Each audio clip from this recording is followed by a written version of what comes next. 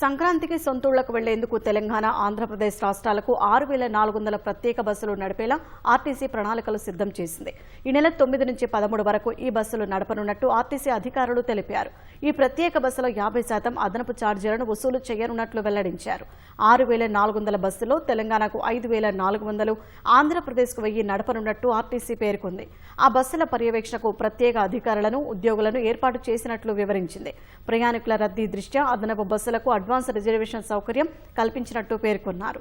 రాష్ట్రంలోని అన్ని జిల్లాలకు, కీలక పట్టణాలకు బస్సు సౌకర్యం కల్పించినట్టు తెలిపిన ఆర్టీసీ యాజమాన్యం ఆంధ్రప్రదేశ్లోని ప్రముఖ నగరాలకు బస్సులు నడపనున్నట్టు వెల్లడించింది.